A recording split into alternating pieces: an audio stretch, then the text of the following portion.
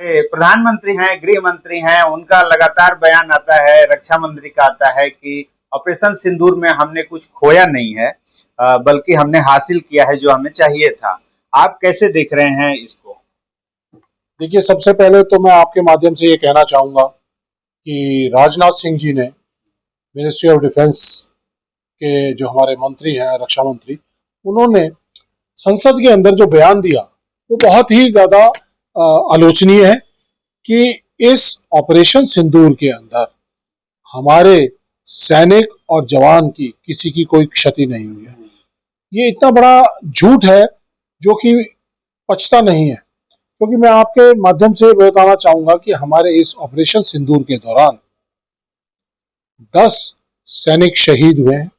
हमारे डीजीएमओ ने एक्सेप्ट किया है, आर्मी के जो डीजीएमओ उन्होंने एक्सेप्ट किया कि 5 सेना के जवानों की हताहत हुए हैं।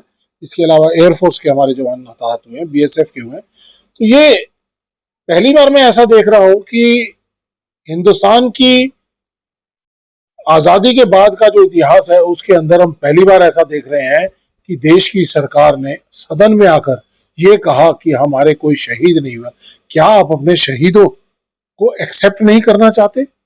ये देश को और शहीदों को और उनके परिवारों को शर्मसार करने की बात है। कुछ दिन पहले हम बिहार में थे, तो हमने प्रेस कॉन्फ्रेंस करके बिहार के जो हमारे 2 शहीद थे, रामबाबू कुमार सिंह जो आर्मी से हैं और इंस्पेक्टर इम्तियाज अली जो बीएसएफ से हैं, रघुवीर सिंहपुरा आरएसपुरा जम्मू सेक्टर के अंदर एलओसी के ऊपर शेलिंग के दौरान उनका देहांत हुआ था, उनके ऊपर गोलाबारी हुई थी। तो ऐसे में हमें अपने शहीदों को नमन करने की जरूरत है। और यहाँ पर एक राजस्थान का हमारा जवान जो शहीद हुआ था, उसकी मां का कल जो बयान आया है, उन्होंने कहा कि हमें कुछ नहीं चाहिए, हमें सिर्फ शहीद का दर्जा चाहिए। अपने देश की सरहदों की रक्षा करते हुए हमारे जो जवान शहीद हुए हैं, उनके ऊपर क्या बीत रही होगी, उनके परिवारों के ऊपर क्या बीत रही होगी, और जो लड़ाई हमारे जवान सरहदों पे लड़ रहे हैं उनके मोराल के ऊपर, उनके मनोबल के ऊपर कैसा असर होगा, ये तो ना कभी देखा था ना कभी सुना था। कि आप अपने देश के सैनिकों को भी एक्सेप्ट नहीं कर रहे हो, उनकी शहादत को एक्सेप्ट नहीं कर रहे हो। और इसके जरिए एक और चीज आपको बताना चाहूंगा, इन 10 जवानों के अंदर 2 अग्निवीर जवान भी हैं। राहुल गांधी जी लगातार पिछले 3 साल से आवाज उठा रहे हैं कि अग्निवीर जवानों के साथ सर्विस के दौरान और साथ साथ उनकी शहादत में दोनों में भेदभाव हो रहा है। 2 तरह के जवान हमारे क्रिएट कर दिए गए, अग्निवीर और एक रेगुलर सैनिक। उसकी शहादत में भी क्या भेदभाव है कि राजनाथ सिंह जी ने राहुल गांधी जी को संसद में सवाल उठाने पर कहा था कि हम अग्निवीरों को 1 करोड़ रुपया दे रहे हैं। पिछली बार की जुलाई 2024 का अगर आप संसद का राजनाथ सिंह जी का बयान देखेंगे, कहा था, खड़े होकर कहा था कि 1 करोड़ रुपया दे रहे हैं। तब 15 अग्निवीर शहीद हो चुके थे, जिनमें से 10 परिवार ऐसे थे जिनको कोई मुआवजा राशि नहीं दी। राहुल गांधी जी ने आवाज उठाई तो एकदम तुरंत उनको अगले 1 हफ्ते के अंदर अंदर मुआवजा राशि जो थी, सम्मान राशि थी, वो दे दी गई। लेकिन भेदभाव आज भी कायम है।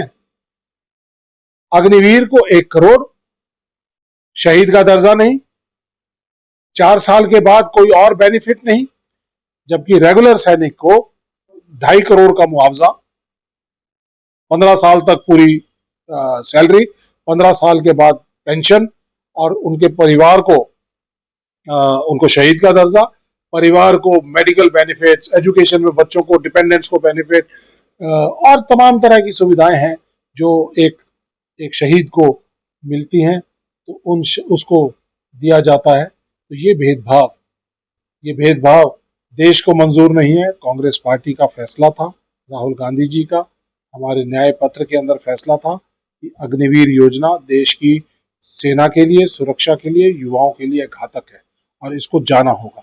ऑपरेशन सिंदूर के अंदर जिस तरह से सरकार ने कहा है कि ऑपरेशन सिंदूर जारी है, ये समय वो है कि हमें देश की सेना का, सुरक्षा का और बढ़िया प्रबंध करना चाहिए, ताकि कोई हमारे आगे जब भी कभी ऑपरेशन सिंदूर का भाग 2 शुरू हो तो उस समय हमारी सेना को कोई नुकसान ना हो, सैनिकों को नुकसान ना हो।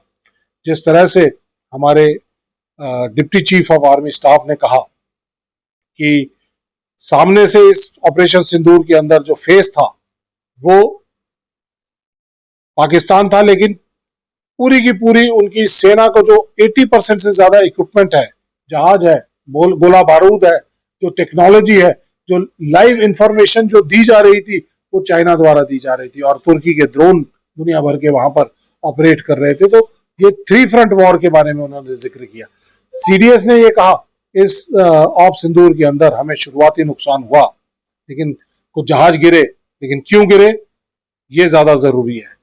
कैप्टन शिव कुमार ने, मलेशिया में हमारे नेवल अटैची हैं, उन्होंने कहा कि कुछ जहाज जरूर गिरे, लेकिन ये जानना जरूरी है कि क्यों गिरे, क्यों हमारा नुकसान हुआ, क्योंकि हमारे हाथ बंधे हुए थे। सरकार लगातार कह रही थी पिछले 4 साल से पीओके को लेके आएंगे। कांग्रेस पार्टी ने, इंडिया गठबंधन ने सरकार का पूरा साथ दिया, कहा कि पहलगाम के आतंकियों को जो भी सजा दी जा सके उनके आकाओं को सजा देने की जरूरत है। उन्होंने यह भी कहा कि जो भी आका है उसके लिए कोई भी सरकार कदम उठाती है तो हम सरकार के साथ, सेना के साथ, सबके साथ हम हैं, और सेना का जो भी कार्रवाई करेगी और कांग्रेस पार्टी उसका साथ देगी। संसद में कहा कि कांग्रेस पाकिस्तान का साथ दे रही थी, विपक्ष इस तरीके से सेना का मनोबल तोड़ने का काम कर रहे थे। कांग्रेस पार्टी आजादी की लड़ाई लड़ने वाली पार्टी है। ये देश के सेना के साथ, सैनिकों के साथ, सिटीजन्स के साथ खड़े होने वाली पार्टी है। ये पाकिस्तान की तरह ये बीजेपी और आरएसएस की तरह नहीं है, जिन्होंने पहले तो अंग्रेजों के दबाव के अंदर माफीनामे दिए और आजादी की लड़ाई में कोई योगदान नहीं था, और आज ऑपरेशन सिंदूर में इन्होंने सत्य साबित कर दिया कि इनकी जो फिलॉसफी है, सोच है, विचारधारा है, आज भी वही है। आज इन्होंने ट्रंप के दबाव में आकर सीज फायर किया। जब हमारी सेनाएं जीत रही थी तो उस समय सेना के पांव खींचने का काम किया। आज भी ये वही उसी तरह की सोच के, विचारधारा के मालिक हैं जो विदेशी ताकतों के 10,000 15,000 किलोमीटर दूर से बैठे हुए ट्रंप ने सीज फायर किया।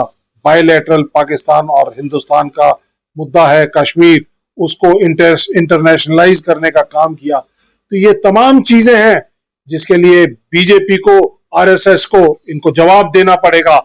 कांग्रेस पहले भी देश के लिए लड़ाई लड़ी थी, आज भी लड़ेगी, देश की सेनाओं के साथ खड़ी है। विश्व की किसी ताकत ने नहीं कहा था हमें सीज़फायर के लिए। अगर किसी ताकत ने नहीं कहा था तो राहुल गांधी जी ने मोदी जी से एक हरफिया बात कहने को कहा था कि आप संसद में ये बयान दे दें कि ट्रंप ने सीज फायर कराया है। वो ये 30 बार कह चुका है, आप ट्रंप को झूठा साबित कर दें, कह दें कि ट्रंप ने झूठ बोला है। लेकिन मोदी जी, आप 56 इंच के सीने से वो बात भी नहीं निकाल सके आपके पास। उन्होंने, राहुल गांधी जी ने कहा कि इंदिरा गांधी जी ने 1971 में, निक्सन प्रेसिडेंट थे, उनको कहा था कि अब वो जमाना चला गया है कि 10-15 हजार किलोमीटर दूर बैठे लोग भारत की सरहदों का फैसला करेंगे। हम अपने फैसले करने की खुद ताकत रखते हैं, और पाकिस्तान के 2 टुकड़े कर दिए। आज मोदी जी, अगर आप में इंदिरा गांधी जी जितनी, कम से कम उसके आधी भी ताकत हो जिस तरह से राहुल गांधी जी ने कहा है, तो आप कह दीजिए कि ट्रंप यूएस प्रेसिडेंट झूठ बोल रहे हैं। और अगर इतनी हिम्मत दिखाएंगे तो कांग्रेस पार्टी उनके साथ खड़ी दिखाई देगी। लेकिन